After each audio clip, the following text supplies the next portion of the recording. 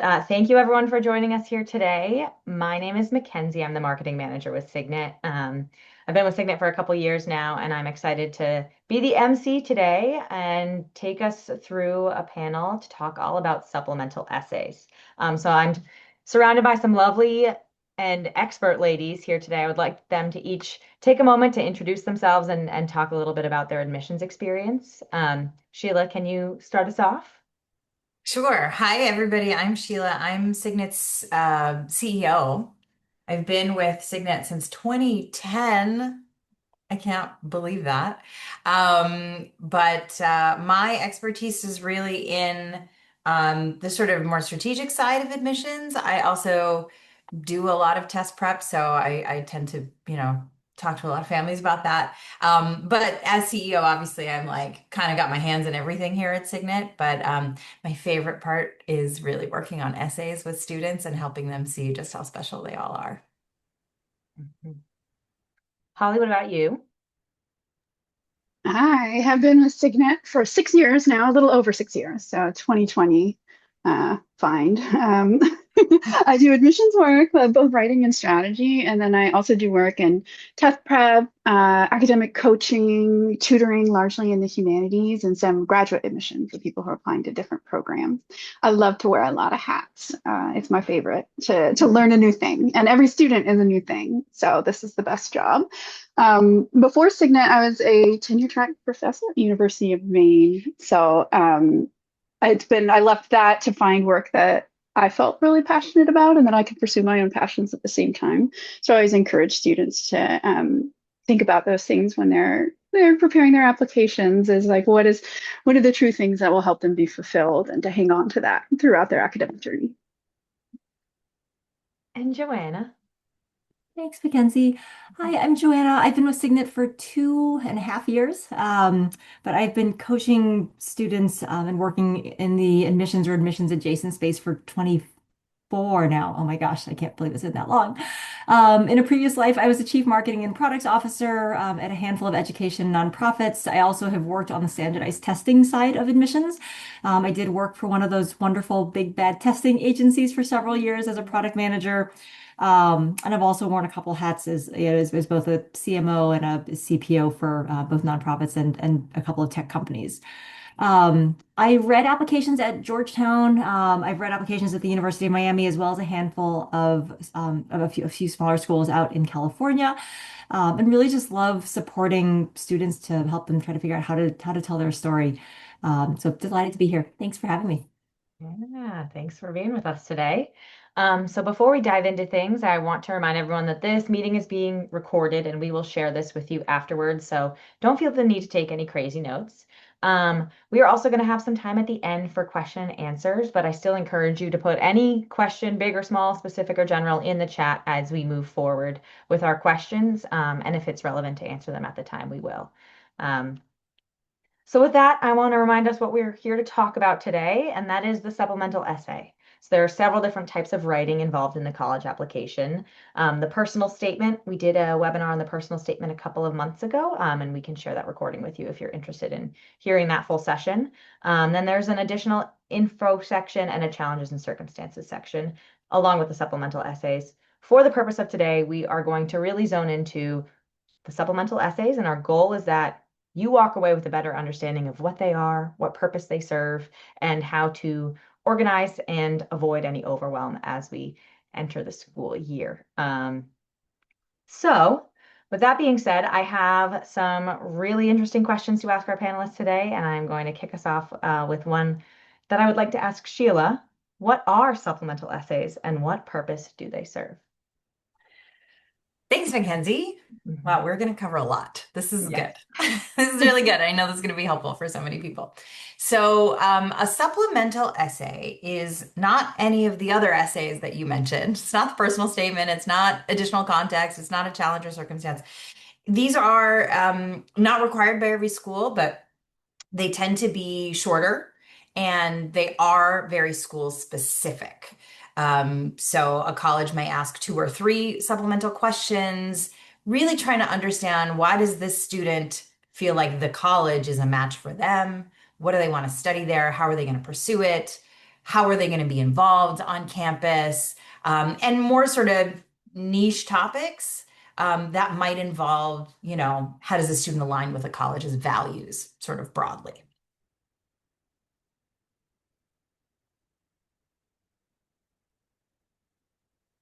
Oh, you're muted. Ah, it's like the first day I've ever used Zoom. Joanna, I want to pull from your experience, both in reading applications in Georgetown and at U Miami. I know Georgetown just recently moved to the Common App, but they still had some questions that were similar to the feel of supplements. When you were in that role and you were reading these pieces of writing, what were you looking for from students? Sure. So it Georgetown's, and I'll talk about Georgetown specifically, because every school is going to be a little bit different. But for Georgetown specifically, Georgetown had four essays. They actually still have four essays, but many students would use their personal statement for that first essay. And so Georgetown sort of looked at that first essay as, again, very much like the personal statement, flagship statement. It should tell the reader something interesting about the students that we wouldn't otherwise know from the transcript of the activities. And then you get into the wonderful meat in those supplemental essays. And so we were always looking for something to kind of to Sheila's point, for something to pop and tell us a little bit more about why the student wanted to be a student at Georgetown, what they wanted to study and why. When I work with students, especially students who are interested in Georgetown, one of the very first things I tell them to do, as with any school, is to go and look at their values page or their mission statement page, because that is really giving you a roadmap and some insights into what the school is actually looking for in those supplemental essays. Now, for Georgetown specifically, you'll find a school like Georgetown talking about things like restless inquiry or the idea of cura personalis, and you'll find all of those themes sort of woven into the questions that they're asking students to address as well. So it really is in many ways kind of a test to see, have you done your research, number one, and then number two, do you really want to come to school here? And if so, why? Thanks, Joanna. Um, okay, so we have the personal statement. We also have all of these other supplemental essays. As Sheila mentioned, some schools require them, some don't. The number that each school offers varies. So Holly, I'm curious, how do you help your students organize all of this? Yeah. So the cornerstone of all of this is the college list. And I think all of us will agree and sort of not. And there's plenty of materials on how to create a college list if you're not there yet that Signet has, and I'm sure can refer you to. But what I suggest is, have a list that's, some manageable draft, like you can obviously add or subtract things. It doesn't have to be perfect. And pull all of the supplemental essays from those schools. We have a spreadsheet that we use to organize it, but it can take several forms. Like you could have a list, in a Google Doc with headings, however it takes to get all of them. So the Common App is live. You can, if you open up a Common App and add your schools that are on the list, or walk your student through it. As a parent, you can create an account too. You can find the prompts there as well if you want to make sure that they're verified. Okay, so you've gathered them all together. Take a deep breath. Have your student take a deep breath because it's a little overwhelming. And then I suggest looking at all of it together and looking for patterns and overlap. And what looked like 30 separate essays may turn out to be 5 things that just get repeated over and over in a different form. So then you can begin to think of, it's like, okay, these are some topic clusters, and you can brainstorm a little, a sense of what ideas, experiences, or values you want to express. Then I suggest going through and looking at your deadlines. Okay, what are the schools you're applying to in November? Put all the other ones away. Make it manageable again. But just know that the essays that you're working on for November, you've already vetted that the ideas that you have are going to be really versatile. That the work you do in November on those priority essays, you're going to be able to use as templates when with revisions, of course, for your later essays. So I like that step of first gathering everything, making a plan, then prioritizing. Thanks, Holly. Sheila and Joanna, I'm curious if you organize these any differently with your students. I love a spreadsheet. Gotta have a spreadsheet. I really, even if the student is spreadsheet averse. I'm always like, you know what? At some point in your life, you're going to encounter a spreadsheet. Like, let's just learn how to use one right now.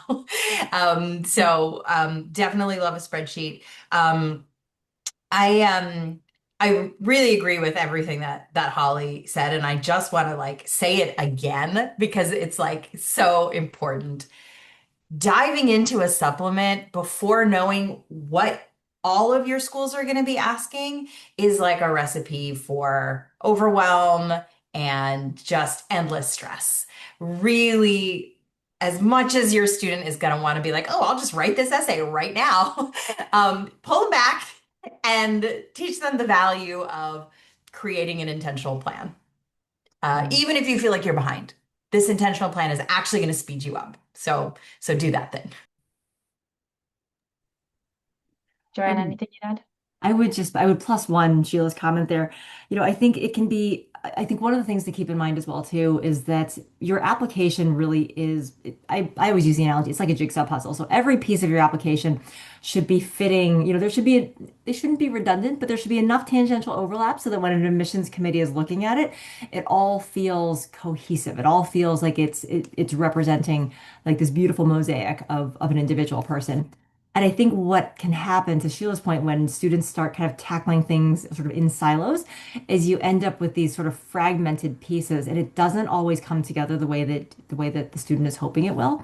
And so I would recommend, it was funny, I had a student a few weeks ago who said, I'm going on vacation. I'm not going to think about my personal statement anymore. I'm just going to grab the supplements and just knock those out because they're easy and they're short. And I said, well, wait, we need to, we need to make sure that it's all tethered to something, that it's anchored to something. You can't just go start writing in a vacuum and just sort of pick and choose.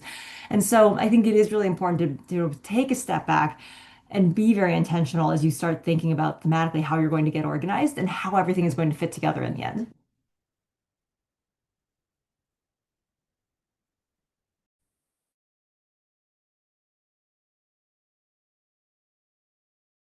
You're muted again. I did that Sorry. again. I'm so sorry, everyone. I was saying that is actually a great segue into my next question. Now that once a student gets organized and sees all of these essays that they need to write, including their personal statement, um, Sheila, how do students know which story to tell where?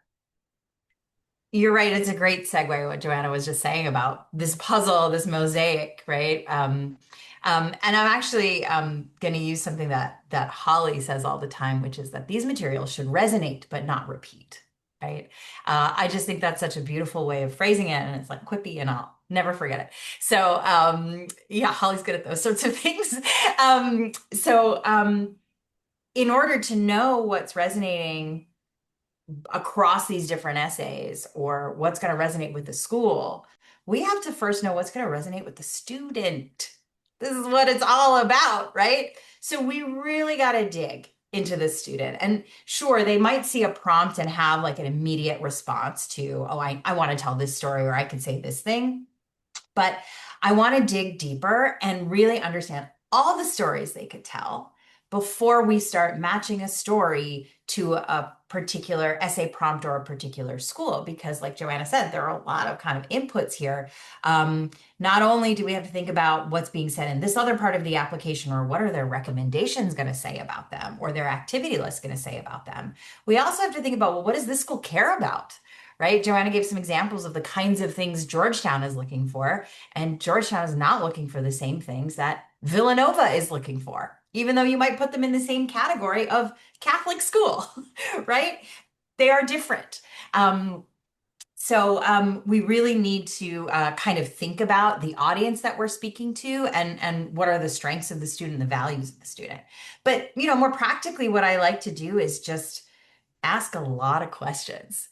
I often start with their activity list and I ask them, well, how'd you get involved? What do you care about this thing for? Why do you enjoy the people in this group that you're part of? Is this something that you see yourself doing for the rest of your life because it's just really fun? Or is this something career related? And those sorts of conversations lead to really interesting stories that I keep track of. the student, I guarantee you, doesn't remember that we've talked about this thing.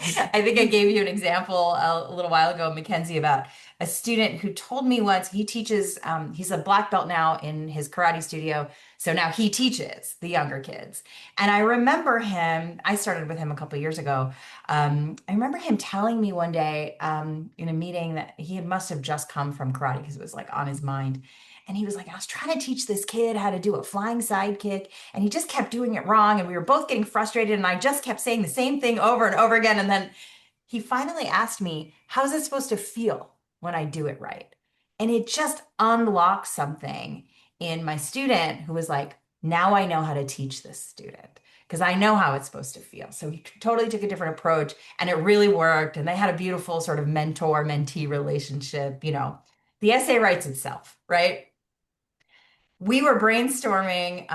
He's applying to University of Pennsylvania early decision, and they have an essay that's write a thank you note to someone who is not expecting it.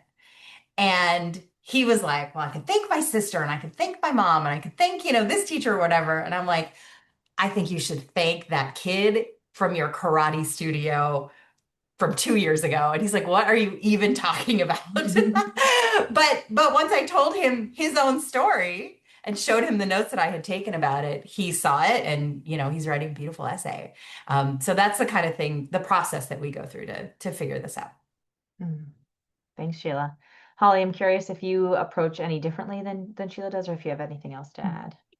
And very similarly, like I think having someone who's receiving a lot of like the thoughts over time can help, because unless students are journaling, which I love and recommend, but not everyone does, having someone else to receive that information can be really helpful. One thing I like to do when I'm talking with students, especially when we're brainstorming topics, is I sort of mirror back what I'm seeing in their story. They're, one student I'm working with, this may actually be the personal essay is growing, but he talked about he couldn't get classes to finally get his driver's license. But after setback, he created a bot that would scrape X for posts from his driving school when they had an opening, and would write an email for him, check his calendar and write an email requesting the open spot. So then he got to get his driver's license. And so we're just talking, and I was like, the more he described it, is like he'd actually been patient through so many setbacks until he finally was like, I have to do something. And I mirror back. I was like, one, it's like, I love that I'm seeing your patience for so long, and that is a virtue. And then at some point, this moment of action and decision and intelligence, and that you don't have to sit and wait. Sometimes you have tools, and wonderful tools. And just like reflecting back usually gets students really excited too, because they're like, yeah, I guess that is me, and feels humiliating to hear nice things about me and stuff like that. And sometimes they won't accept that from parents. But if they're trusted mentors, like that's just such a nice strategy to build up confidence, get them writing and owning their voice, but also choosing the topics that are reflecting the values they want to show. Really good point.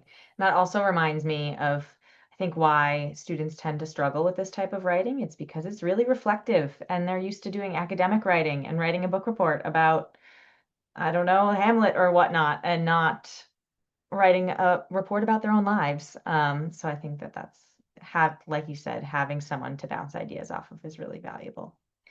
Joanne, I'm curious if you have anything else to add about your approach with your students. No, I think honestly, I think Sheila and Holly covered it really well. So. Okay. Well, I know we talked a little bit about some schools have 4 required essays, some have 3 that are optional, some have none. When a school has a supplemental essay prompt that is optional, is it actually optional? How do you suggest students work through deciding whether or not they should respond to that prompt? Sheila, I'll ask you first. Sure. I will tend to say that it's not actually optional. I think we proceed from that assumption that it's like, no, we're going to need to write these. But there's certainly cases where I think students can not write them. If the question just doesn't apply, right? There are some schools that have an optional question, like if there's something in your academic record that you feel doesn't reflect your ability, you could write about it. And for some students, that's not going to be relevant, right? If it is relevant, you should really use that space. But there are other places where you want to think about what's the situation of the student and would it help them to use a little bit more space to talk about something they haven't otherwise had a chance to talk about. And you also need to think about what school is asking or sort of asking if it's optional. They're not really asking. They're kind of like, if you want to, they're being passive aggressive about it. I'll give you an example of a school that, you know, I don't really want to name names because I don't want to insult anybody, but I'll name it to be specific. University of Vermont is a school that a lot of our students will apply to as maybe a backup, right? It's not a likely school for everybody, but for some of our, let's say more high achieving students, it tends to be. Now they have an optional essay. You got 5 choices. You just write about one of them. Most of these students, I think, would get into University of Vermont without writing that essay. But then we also have to consider, is University of Vermont going to protect its yield by only really seriously considering people who actually want to go to University of Vermont and are not just like mailing in an application just to have a backup, right? It's not a school they really care about. So, it's going to be nuanced for each student and for each school, but depending on like how much does the student actually want to have that as an option, I'm going to say, if you really want it as an option, I think we should write the essay. The other thing I would consider is like, just how burnt out is the student on writing essays? If it's going to be a bad essay, like, let's save ourselves the trouble if it's really optional, right? Some ways to think about it. Thanks, Shayla. I know that I used to, for everyone in our audience here, one of my roles used to be to pull some of these supplemental essays for our students and help them organize them in those spreadsheets. And I noticed that there are often some like common themes or patterns, as Holly mentioned earlier, that show up in these prompts. Holly, could you take us through what some of those are? Yes, and most of these are it feels like evergreen. They're slow change over time, but if you have ideas in these categories, you can begin planning before the official supplements come out each year. So I like thinking of them in broad terms. That's for people that have juniors right now. For seniors, you know what you got to do. And so one of the most common ones to expect is, what are your academic interests? So why are you applying to this major? So having a statement that, kind of preparing, you can start with one school if you want, maybe one of the longer essays that asks this, like Michigan or something. Some are just really long. And, really, really spell out like where your interest comes from, the source of your passion. And then there should be lots of tailoring for the specific program at that school. You can then use the first part, right? Like the source of your interest and what you want to achieve in college at several of these. Similarly, there's often like, why do you want to come to this school? So that's like that, what are you going to study, but broader, right? More about the school philosophy, the culture of the school, the experience you're looking to have, any of the things that draw you to the college, but also a fair amount about you. Otherwise, they'd be reading the same essay thousands of times. They know what their school is about. They also want to know about you and why then the school connects to what you want to get out of college. So that one, again, has to be highly, highly tailored. But sometimes when people really, truly express what they're looking for in an education in a school, that part can be, repeated in several places. You have a good school list that way they all reflect similar values. And extracurricular that's important to you. That's worth brainstorming. It's a good source of ideas, but sometimes that takes the place of like short little essays that are sprinkled out like little surprises in the applications. It's not always in the writing section. So it's good to have material on that. Often there's an essay talking about, what is a community that you belong to?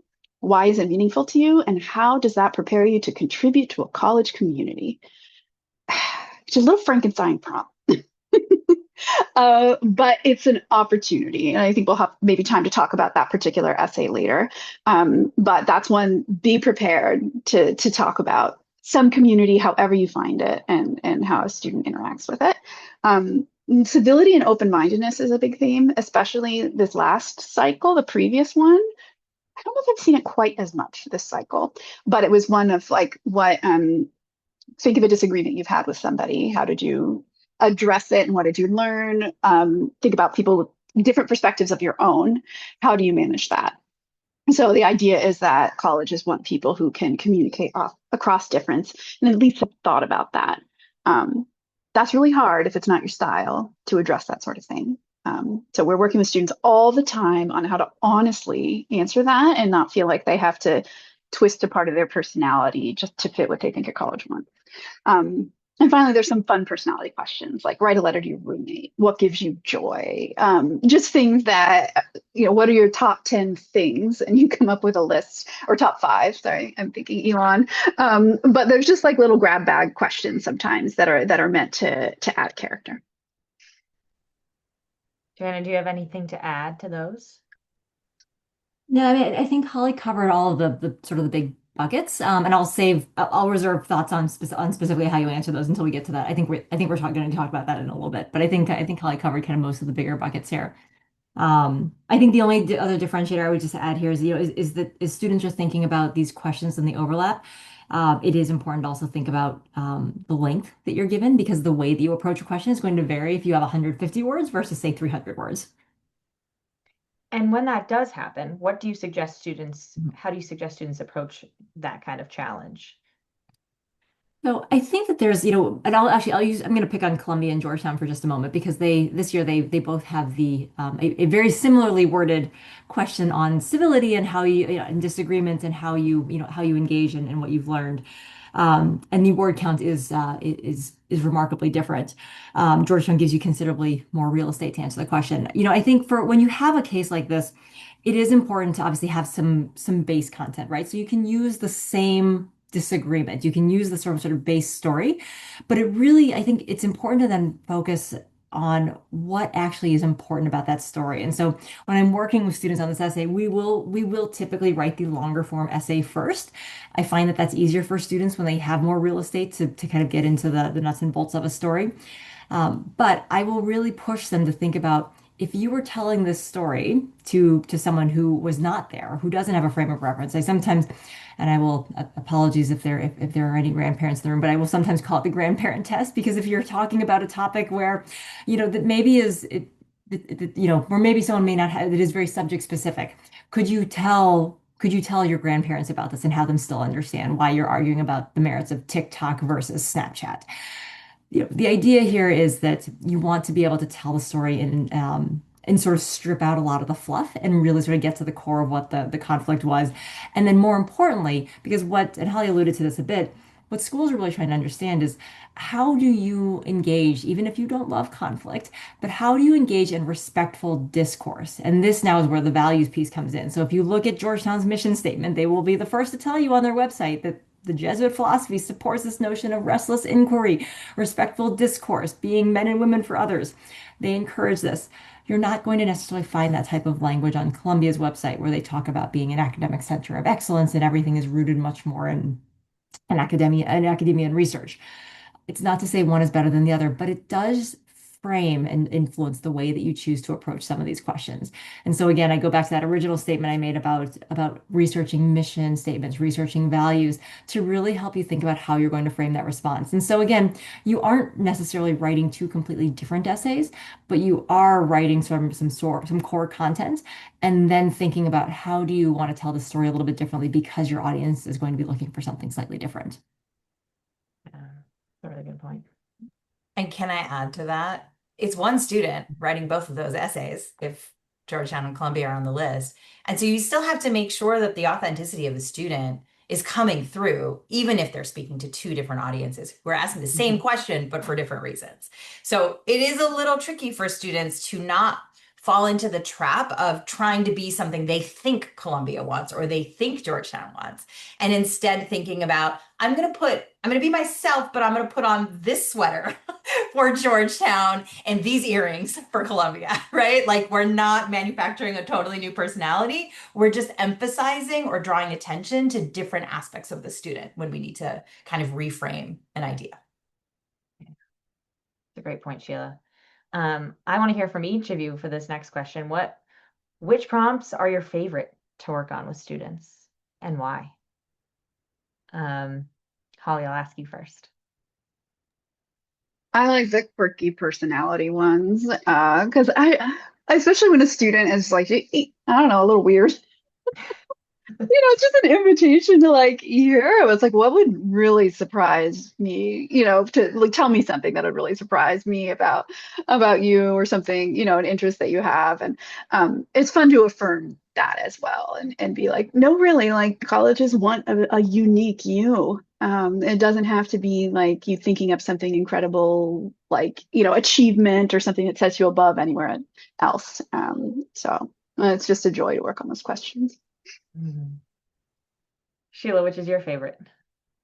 Well, Holly stole mine, so I'll give you my second favorite, which is actually the academic interest one, because I take sort of a similar approach. I'm like, I mean, sure, you want to be an engineer, but like the reason you want to be an engineer is different from the reason this other person wants to be an engineer. And I want to hear the surprising thing that you actually like love about this, right? And it's always something a little bit weird, and very niche. They just assume no college wants to know about this, or this isn't cool enough for me to share. But hopefully by this point we've sort of built that relationship that they can tell me these things, or I've noticed this thing about them already, and I can bring it back to them and say, I think this is something that needs to be included here. Even if you are going to say the thing about, the research you get to do there, the classes you get to take, the professors you're going to you're going to work with, anchoring it in this thing that is so uniquely you is how we make this whole thing memorable. I love that. And Joanna, which ones are your favorite prompt to So work with? I really enjoy I really enjoy when schools give you choices, because I think that, I think a lot of this comes down to, to the students. So I have some students who love the Brown question, what brings you joy? And I have some students who cower and go, I don't know, just being in my nerdy self brings me joy, right? I think some of those questions, again, it's so much of it is student dependent. So I really love it actually when schools give you choices. I think some students have a love-hate relationship with the University of Chicago, where they solicit topics from current students. Or they even tell students, come up with your own topic. But I love it when students are able to show a little bit of themselves based on the choices that they make around which topics they feel best represent themselves. And I think, another one, to be specific, I really like I really like schools where they'll tell you, you have 5 prompts, pick up to 2 or 3. And then I don't know if if anyone here is a Swiftie, so I'll just use the Taylor Swift Easter egg reference. But if you're able to sort of strategically drop these wonderful little Easter eggs in your personal statement, because you only get up to 650 words, but then think about, how can I now leverage some of these supplements to dig into these? Like, let's reward the reader if they picked up on maybe some of these little subtle hints or subtle clues. There's, I think Northwestern is a really interesting one where they give you choices. One of my favorite questions is the one about what would you paint on the rock at Northwestern. But there's so many options, where you can think about, is there another facet about something that you talked about in your personal statement that you can now talk about in a supplement that really is going to help bring your personal statement to life and make you much more three-dimensional and make the reader go, oh, aha, like I get this. And so I think those types of, when students have that optionality, I think it really lends itself well to be able to highlight their innovation and creativity. Mm. Really helps them round it out, and make their profile feel more complete. Let's talk a little bit about common mistakes that we see students make. Holly, what are some common ones that you see students making when they start these? I think the biggest like umbrella probably is being too general. Like specificity is your friend in every way when you're writing these. Like specificity about how the question relates to you as a person, why you're interested in engineering and what brings you there, and then specificity about the school itself. So I think, when tailoring it, the more detailed and targeted research that you do, the better, and ones that are coming from the specific story you're trying to tell. So I think what happens is many people, like, they might get a formula that they're like, okay, I'm going to write about, I love this school because of the vibrant campus community and the opportunity to take ballroom dance. And it has a major in psychology. And we're like, okay, great, you answered the question, but like we could say this, maybe not the ballroom dance, but like we could say many of these things about literally any other school that you're applying to. And so I think that err on the side of real specificity with these, because all the students are writing about these questions, and so the way to stand out um, is to keep it granular. And I think the other one besides generality is that it's like if you're way too general, it's almost to me like you're kind of hiding your true self in some ways and maybe trying to fit yourself like into a box that isn't you.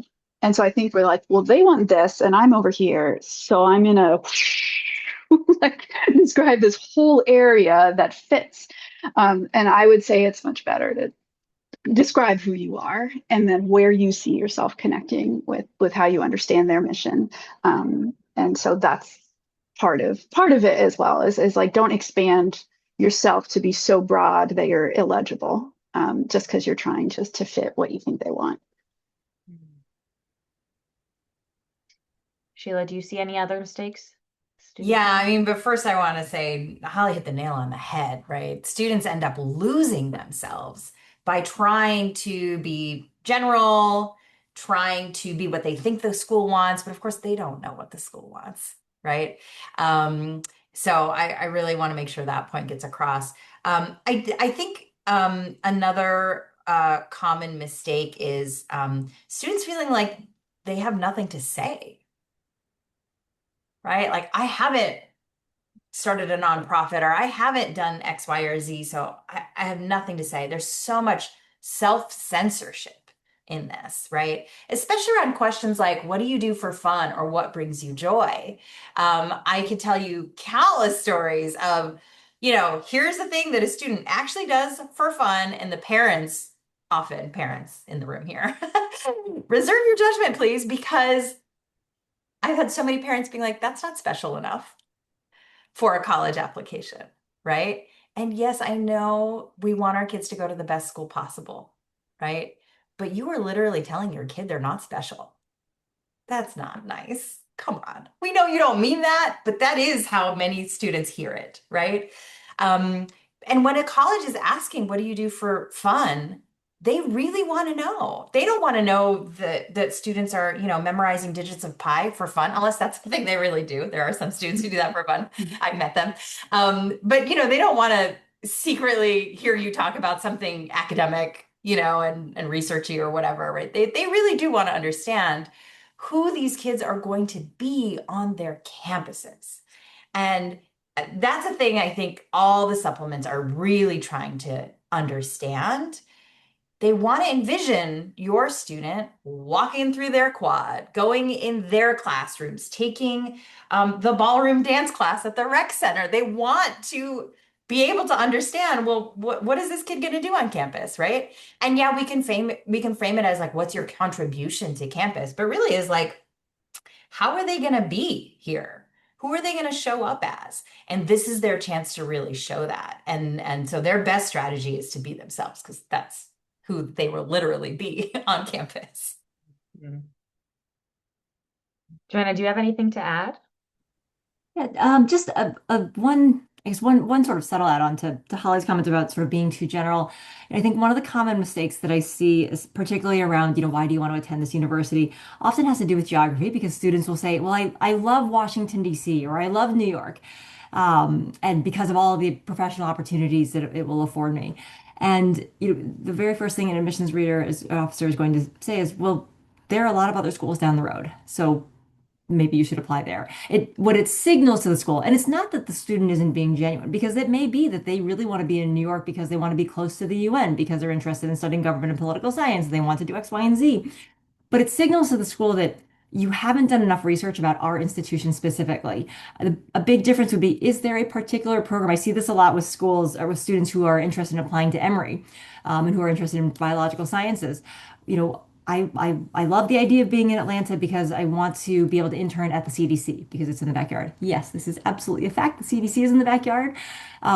But if you can tie it to a specific program that Emory has that sends students to the CDC, now you're showing that school specific attachment. You're anchoring in something that is very specific to the university, as opposed to just saying, I really want to go intern at the CDC, and Atlanta is more convenient. And so again, subtle differences, but really, really important differences. And so don't mistake sort of specificity, for lack thereof, really. Really good call out. I do want to be mindful of time, so I'm going to ask one more question, then open it up to questions from our audience. So if you have any questions, please be adding them into the chat. But while you're doing that, I want to ask, honestly, all of you, but we'll start with Sheila. How do you recommend parents be involved with this part of the process?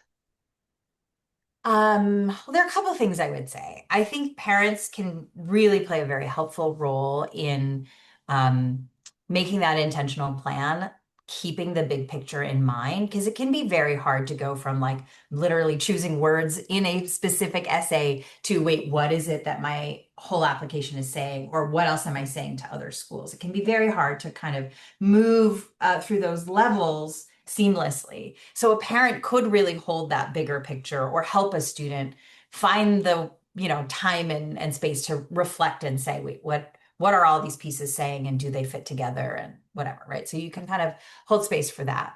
I also think, some of the legwork on like collecting the supplemental essays and knowing the word count and like finding the values or mission statement page and putting it on the spreadsheet next to the prompt, those sorts of very logistical administrative things, I think can be really great roles for parents as well. And I will say, if you have a great relationship with your teenager, um, you might be able to do some of the brainstorming with them, right? I know maybe 10 people who have that kind of relationship with their kid, because you might have a great relationship with your kid, but when it comes to like the stress and urgency of this process, it just becomes very difficult. And that's where a third party can be really helpful. So, obviously there are people like us, but maybe there's like an older cousin who just went through this process, or, another family member that you trust to hold that space for your student. And that could be something that you coordinate. That could be your role, is to bring in that right person. Holly and Joanna, would you add anything to that about parents' involvement with this writing of the supplements? I agree that like the project management piece of it in some ways that can be so helpful, and can in some ways ease your mind too, right? Like if it's important for you too to know that things are progressing, or at least like there's a plan with due dates, then that's a way you can help and reassure yourself. In early brainstorming things too, I find sometimes I love when parents hop in on meetings because I can just be like, what other activities are they like, did they do in 10th grade that they're forgetting to tell me? I know because you wrote them. What is a challenge they overcame? I know because you were really upset too, and you remember it. So sometimes with like the early, not assessing ideas, as Sheila made this point as well, it's like withholding judgment about what's good and bad. You just have like such a wealth of ideas about what over time has been important to your child and their personality and their greatest characteristics. So if you're judicious about how you share that, so it doesn't come across as a task or anything, it could be helpful that you're that resource if they feel like they have nothing to write about. I know you know better. Yeah. I think in that vein too, I think also just giving students space. There are, to Holly's point, I think, parents will oftentimes sit in on meetings, and it's, you have to find sometimes gentle ways of asking them to give their children a little bit of space, because I'm always amazed at the student who shows up in a room when mom or dad is not in the room, as opposed to the student who shows up when mom and dad is in the room.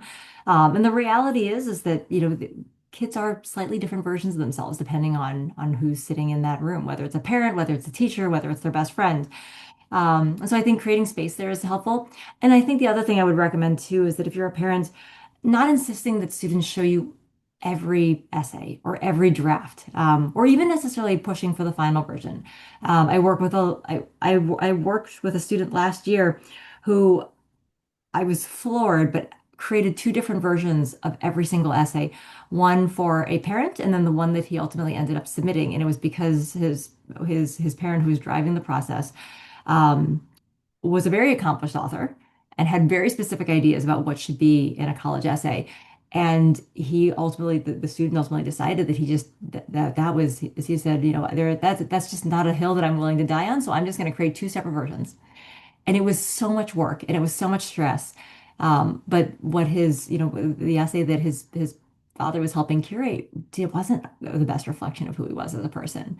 And it was obvious that there was a very different version of himself that showed up at home versus in other parts of his life. And so, I think as parents, and I think, I think it's, we're all guilty of it. I certainly am as well as a parent. You have visibility into everything.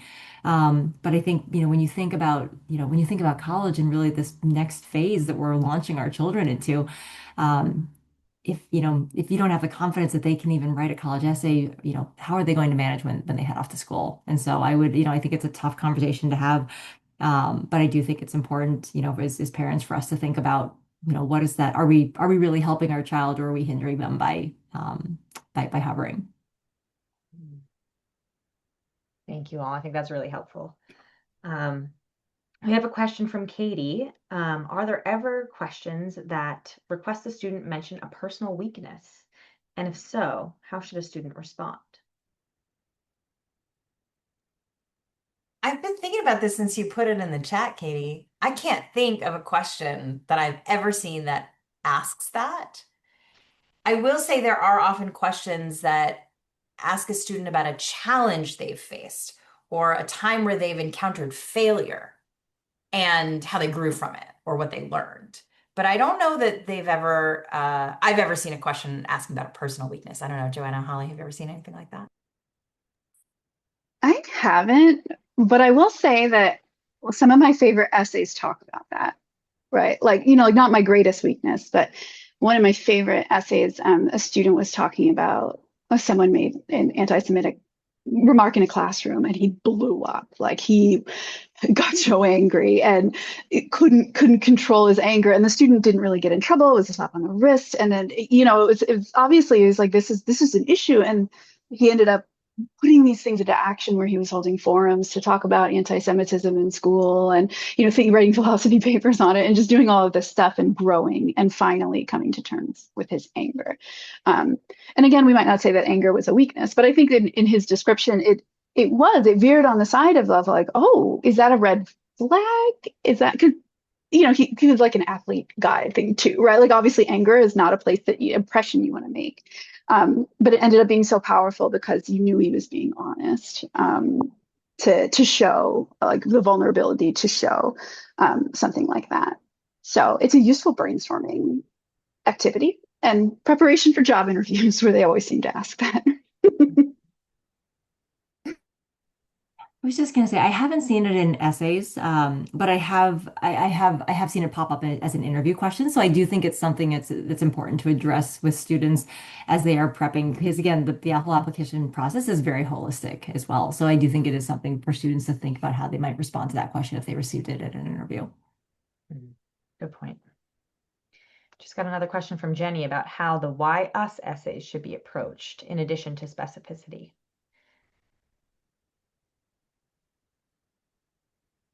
Anybody? I mean, I think you've got the answer there. And your question is that it's got to be genuine. And getting to that sense of something genuine is a process, right? Like I said, the student really needs to learn about themselves and the college and what is the connective tissue there between, who they are, who they want to be, what their goals are, what drives them, and what this school is trying to do. right? What kind of community is it trying to build? What kind of scholars is it trying to train? What kind of citizens is it trying to, put into the world? And then you make those connections. And it takes time and it is challenging, but when you find the thing, you know it. I mean, I'm saying the you is me, Joanne, and Holly. We know it when we see it because we have seen so many of these applications and worked with so many students that we know when something is really genuine, partly because we can read the students really well, but partly because, well, we know no one else has said that thing before, right? So it certainly is hard for a parent or a student to know, like, is this going to sound like somebody else? I'll say the best thing to do is not ask ChatGPT or Claude, because then you will be saying that everyone else is saying. I'll just go there. Mhm. I would just add to that, I'll reiterate what a little bit of what I mentioned earlier, and that is to anchor it to something personal. So I used, I think, the Emory CDC example a little bit earlier. But again, if that is something that is truly appealing, you want to add a little bit more personal detail there. So, is the reason that you're interested in medicine because because there's been something that maybe has affected your family or your upbringing personally, and that's inspired you to want to pursue this pathway. So again, that those details that only you as an individual can provide, that's going to be what helps set you apart and what really makes your answer stand out is something that truly is unique and not something that was crafted based off of something you read online. Mm. And I'll say as well, just bouncing off that with the AI responses, and they're really good now. Basically, it's like, oh, if you're like, oh, I'm interested in psychology and particularly, you know, animal health, and I want to intern at this thing, and they'll spit out a great YS like justification. And so I think don't use that, right? But I think that it's going to be more and more important to personalize it, just as Joanna is saying, as like even more than someone who applied 2 years ago. It needs to be about you because anybody can write a compelling, well-researched justification, given the facilities at the school and opportunities available, like just by plugging that in.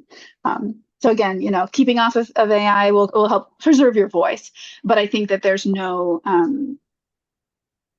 way to address the fact that doing your own research is not going to stand out in the way that it used to, right? Like that information is just more easily available. Mhm. Great call. Probably have time for one more question before we wrap. Does anyone else have one?